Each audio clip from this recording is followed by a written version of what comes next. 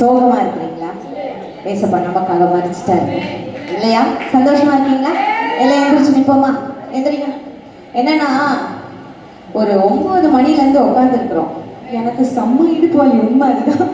இப்போ உங்களுக்கும் இடுப்பு வலிக்கோன்றதை நான் உணர்றேன், மற்றவங்களுக்கு எப்படி இருக்கோன்றதை உணர்றேன். அதனால எந்திரிச்சு நின்று சத்தத்தை உயர்த்தி, கரங்களை உயர்த்தி, எல்லாத்தையும் உயர்த்த போறோம். ஏன் தெரியுமா? நமக்காக ஜீவன் கொடுத்த தேவனை உயர்த்த போறோம். உயர்த்தி உற்சாகமா.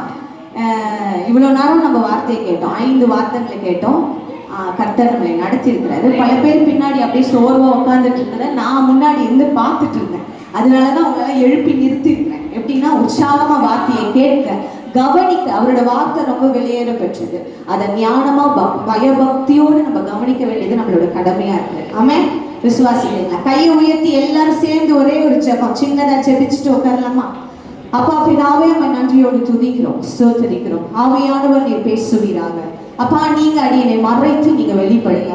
என்னோடு நீங்க இருந்து எனக்கா என்னெல்லாம் நீங்க பேசுனீங்களோ அதை கத்தாவே இந்த மக்களுக்கு, அப்பா உங்களுடைய மக்களுக்கு நாங்க சொல்லும்படி அடியனை தகுதிப்படுத்துங்க.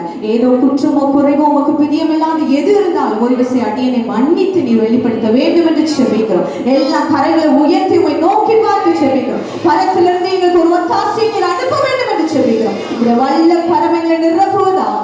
அப்பா, அந்த வார்த்தையின் மூலமா நீர் எங்களுக்கு என்ன பேச சிந்து வைத்திருக்கிறீரோ அது அப்படியே பேச வேண்டும் என்று இந்த கரத்திலே தாழ்த்தி ஒப்பு கொடுக்கும். இயேசு கிறிஸ்து நாமத்தில் செபிக்கிறோம் எங்கள் ஜீவனுள்ள நல்ல பிதாவே. ஆமென். உட்காரலாமா? எடுத்து வாசிப்போம். யோவான் 19:30. இயேசு காடியை வாங்கின பின்பு முடிந்தது என்று சொல்லி தலையை சாய்த்து ஆவியை ஒப்பு கொடுத்தார். எதை வாங்கிட்ட பிறகு? எதை வாங்கிட்ட பிறகு முடிந்தது? காடிங்கிறது என்ன? கசப்பு. கசப்பான விஷயத்தை அவர் வாங்கி அவர் முடிந்ததுன்னு சொல்லி அவர் தலையை சாய்த்து அவரோட ஆவியை இயேசுபாட்ட ஒப்பு கொடுத்தார். அது முடிந்ததுக்கான அர்த்தம் என்ன தெரியுமா? கசப்பான எல்லா சூழ்நிலையும் அவர் முடிச்சுட்டாரு. நமக்கான இருக்கிற எல்லா கசப்புகளையும் அவர் முடித்துட்டாரு. ரொம்ப முக்கியமான விஷயம், அவர் முடிந்ததுன்னு சொன்னதுக்கான அர்த்தம் என்னன்னா, இயேசு கிறிஸ்துவை குறித்த தீர்க்க தரிசனங்கள், இயேசு கிறிஸ்துவை குறித்த வாழ்க்கை வரலாற்றான தீர்க்க தரிசனங்கள் எல்லாம் அன்னைக்கு முடிவுக்கு வந்தது. அதனால அவர் முடிந்ததுன்னு சொன்னார். இயேசுப்பா எங்க பிறக்கணும், யார் வயிற்றுல பிறக்கணும், எப்படி பிறக்கணும், எப்படியெல்லாம் அவர் வளரணும், 33 வருஷம் அவர் வளரணும், அந்த 3 வருஷம் என்னென்ன வார்த்தைகள் எங்கெங்கெல்லாம் போய் சொல்லணும், இப்படி எல்லாவற்றும் முன்குறிக்கப்பட்டிருந்தது. அது எல்லாம் முடிவுக்கு வந்தது. இந்த தீர்க்க தரிசனங்கள் எல்லாம் நிறைவேறி முடிவுக்கு வந்தது. அதனாலதான் அவர் என்ன சொன்னாருன்னா, எல்லாம் finished, over, முடிச்சிட்டேன், எல்லாத்தையும் நான் முடிச்சிட்டேன். அது எங்க தெரியுமா? நான் அதை வாசிக்கும் போது யோவான் 17:4 வாசிங்க. யோவான் 17:4. பூமியிலே நான் உன்னை மகிமைப்படுத்தினேன், நான் செய்யும்படி நீர் எனக்கு நியமித்த என்னது நான் செய்யும்படி நீர் எனக்கு நியமித்த கிரியையை செய்து முடித்தேன். அவரு யாரு? பிதாவானவர் தேவன். அவரு இயேசுவை குறித்து நியமித்திருக்கிற கிரியைகள் எல்லாவற்றையும் இயேசுப்பா செய்து முடிச்சுட்டாரு. சிலுவையில அரைஞ்சிட்டாரு. அதனாலதான் அவரை நான் முடிச்சுட்டேன், முடிந்ததுன்னு சொன்ன வார்த்தைக்கான அர்த்தம் அதுதான். எல்லாத்தையும் நம்ம நோக்கம், நம்ம எல்லாத்தையும் செய்து முடிக்கிறோமா, செஞ்சுக்கிட்டே இருக்கிறோமா? கொஞ்சம் சிந்திச்சு பாருங்க. நம்ம மேல வச்சிருக்கிற நோக்கம், நமக்கான நியமிப்பு என்ன, அதெல்லாம் நான் சொல்றேன். பட் இது எதுக்காக சொன்னாருன்னு நான் சொல்லி முடிச்சிடறேன். இதுக்குதான் அவர் முடிந்ததுன்னு சொன்னாரு. 2வது, தீர்க்க தரிசனங்கள் நிறைவேறும்படி அப்படி அவர் சொன்னார். ஆமென். 2வது, நியாய பிரமாணங்கள். மத்தேயு 5:17 வாசிங்க. மத்தேயு 5:17. நியாய பிரமாணம்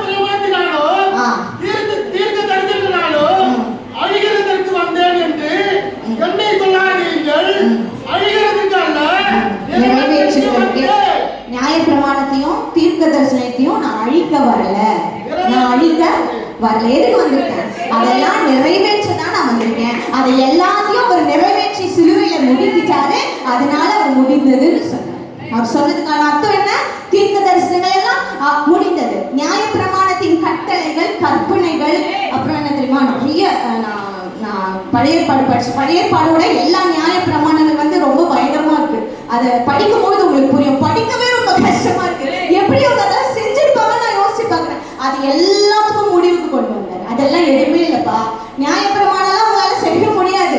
உங்களால செய்ய முடியாததுனால தான் நான் என்ன பண்ணேன், அதெல்லாம் நான் செஞ்சு முடிச்சு உங்களுக்காக பரிகாரியான. அங்க நிறைய பரிகாரம் இருக்கு, நிறைய பரிகாரம். இதை செய்யணும், அதை பண்ணணும், வெள்ளாட்டு படிக்கும் போது ரொம்ப கன்ஃபியூஷனா இருக்கு. இதை பண்ணீங்கன்னா இந்த மாதிரி தான் இந்த வழிபடத்துல இப்படிலாம் செய்யணும் அப்படின்னு அவ்வளோ ரூல்ஸ், அவ்வளோ ரெகுலேஷன்ஸ் இருக்கு. அது எல்லாத்தையும் அவரு முடிக்கிறதுக்காக தான் சிலுவையில நமக்காக வெற்றி சிறந்தார். என்ன சிறந்தார்? வெற்றி சிறந்தார். சொல்லுங்க சத்தத்தை உயர்த்தி. ரோமர் 10:4 வாசிங்க சீக்கிரம். ரோமர் 10:4. விசுவாசிக்கிற எவனுக்கும். யார விசுவாசிக்கிற எவனுக்கும்? யார? எனக்கு பின்னாடில இருந்து சத்தம் வரும். நான் வந்து எப்படின்னா, நான் பேசினா கவனிக்கணும், இல்லைன்னா எனக்கு ரொம்ப டென்ஷன் ஆகிடும். நான் டீச்சராகிறதுனால நான் லாஸ்ட் இருக்க பசங்க தான் ரொம்ப கொடுத்து கவனிப்பேன். அது பின்னாடி உட்காந்து கதை அடிக்கிற பசங்க ரொம்ப முக்கியமாக கவனிப்பேன். அதனால கவனிக்கணும். யார விசுவாசிக்கிறவங்க? இயேசுவை விசுவாசிக்கிறேன். சொல்லுங்க, விசுவாசிக்கிற எவனுக்கும் நீதி உண்டாகும்படிக்கு கிறிஸ்து நியாயப்பிரமாணத்தின் முடிவாய் இருக்கிறார். யாருக்கு நீதி உண்டாகும்படிக்கு? யாருக்கு நீதி உண்டாகும்படிக்கு அவர் நியாயப்பிரமாணத்தின் முடிவா இருக்கிறார். நமக்கு நீதி உண்டாகும்படிக்கு. நம்மளால அதை செய்ய முடியாதுங்க. அவர் நமக்காக செய்த நீதியை நமக்கு உண்டாக்கி இருக்கிறாரு. அதனால அந்த நீதி உண்டாகும்படிக்கு அவர் நமக்காக முடிவாயிட்டார். நியாயப்பிரமாணத்தின் முடிவு. இப்ப என்ன பிரமாணம்? கிருபை பிரமாணம். நியாய பிரமாணம் முடிவுக்கு வந்துருச்சு அப்பவே. இப்ப நம்ம என்ன பிரமாணத்துல இருக்கிறோம் தெரியுமா? கிருபை பிரமாணத்துல இருக்கிறோம். நியாய பிரமாணத்துல நிறைய என்னது சடங்காச்சாரங்கள். இன்னமும் இதெல்லாம் ஃபாலோ பண்றீங்களா? பண்ணாதீங்க. பாஸ்ட் பேசுறது கேங்க.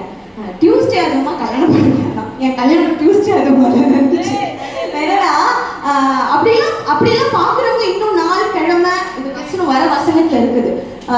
எல்லாத்தையும் பார்த்துட்டு இருந்தாங்க. எல்லாத்தையும் நாட்களை அனுசரிக்க வேண்டியது, நிறைய கட்டுப்பாடுகள், நிறைய கட்டளைகள், நிறைய கற்பனைகள். அதெல்லாம் நீதிதான். ஆனா அதெல்லாம் நம்மளால செய்ய முடியாதுன்னு அவருக்கு ஏற்கனவே தெரியும். ஆனால்தான் சொந்த குமாரனை நமக்காக அவர் பலியாக ஒப்பு கொடுத்தார். அவர் நிவாரண பலியானார். அவர் நமக்கான பரிகாரியானார்.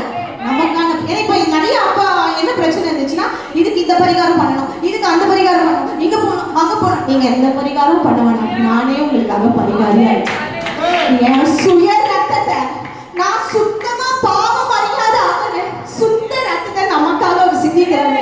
கொஞ்சமாச்சும் உணர்வு அடைகிறோமா நம்மலாம்? நான் அப்படிதான் யோசிச்சேன். ஒழுங்கா இருக்கோமா?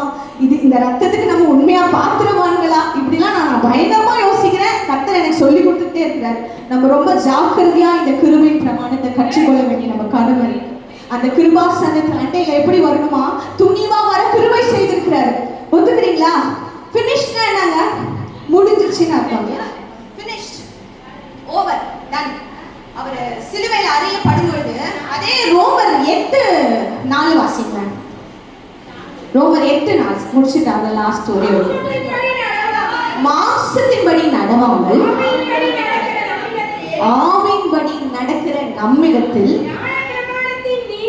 நியாய பிரமாணத்தின் நீதி நிறைவேறும்படிக்கு எப்படி செய்தார்? எப்படிங்க செய்தார்? நீதி நிறைவேறும்படிக்கு அப்படி செய்தார். எப்படி செய்தார்? சிலுவையில நமக்காக அடிபட்டார், பாதிக்கப்பட்டார், கஷ்டப்பட்டார், ரத்தம் சிந்தினார். எல்லாத்தையும் செஞ்சுட்டு தான் நமக்கு முடிந்ததுன்னு சொல்லி முடிச்சுட்டார். நம்மளோட எல்லா பழைய நியாய பிரமாணங்களின் கட்டளை நீதி, நமக்கு நீதி உண்டாகும். அந்த வசனத்தை இன்னொருத்தவங்க படிக்கல, நல்லா இருக்கும். மாம்சத்தின்படி நடக்க வேணாம். மாம்சத்தின்படி நீங்க பரிகாரம் பண்ண வேணாம். மாம்சத்தின்படி எந்த காரியத்தை நீங்க புதுசா செய்ய வேணாம். ஆல்ரெடி இருக்க நியமிக்கப்பட்டிருக்கிற நியாய பிரமாணத்தின்படி மாம்சத்தின்படி செய்ய வேணாம். ஆவிக்குள்ள கர்த்தருடைய கிருபையின்படி அவருக்கு கீழ்ப்படியும்படி நமக்கு சொல்லி கொடுத்து போயிருக்காரு. அதுக்காக அந்த பழைய எல்லாம் முடிஞ்சிச்சு. இனிய புதிய பாதையை கர்த்தர் நமக்காக உருவாக்கி இருக்கிறார். விசுவாசிக்கிறீங்களா? நம்புறீங்களா? அவர் முடிந்ததுன்னு சொல்லும் போது திரைச்சிலை மேல இருந்து கிழிக்கப்பட்டுச்சான். நம்ம ஃபினிஷ்ட்னு ஒரு பேப்பர் முடிஞ்சிச்சுன்னா என்ன பண்ணுவோம்? மேல இருந்து சடன் கிழிச்சு தூக்கி போட்டுருவோமா? கீழே இருந்து கிழிச்சா அங்க என்ன சொல்லிடுவாங்க? யாரோ ஒருத்தர் வந்து கிழிச்சுட்டான்னு சொல்லிடுவாங்க. ஆனா மேல இருந்து அது கிழிக்கப்பட்டது. எல்லா நியாய பிரமாண கட்டுகளும், எல்லா கற்பனைகளும், எல்லா பழைய பிரமாணங்கள் எல்லாத்தையும் அவர் முடித்தார். நமக்காக முடித்தார். நம்ம சுலபமா அவரை நம்பி அவரை விசுவாசிங்க. கர்த்தர் எனக்காக யாவையும் செய்து முடிப்பார்.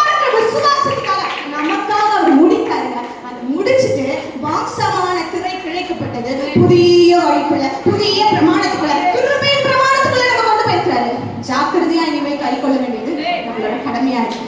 அவர் வரும்பொழுது எல்லாத்துக்கும் ஆயத்தமா இருக்க வேண்டியது நம்மளோட கடமை. என்ன, நான் எல்லாத்தையும் பண்ணிட்டப்பா, இனி புதுசா நீ ஒரு ரீசன் சொல்ல முடியாது. அவரை விசுவாசிக்கணும். அவருடைய கற்பனைப்படி கிருபையின் பிரமாணத்துல நம்ம நடக்க வேண்டியது நம்மளோட கடமையா இருக்கு. விசுவாசிக்கிறீங்களா? புரிஞ்சுதான் நான் சொன்னது? எத்தனை பேருக்கு நான் சொன்னது புரிஞ்சுது? அவர் ஏன் முடிச்சாரு, என்னென்னலாம் அவர் முடிக்கிறாருன்னு புரிஞ்சுட்டீங்களா? தீர்க்க தரிசனம் அதே மாதிரி எனக்கு ஏசப்பா சொன்னது என்ன தெரியுமா?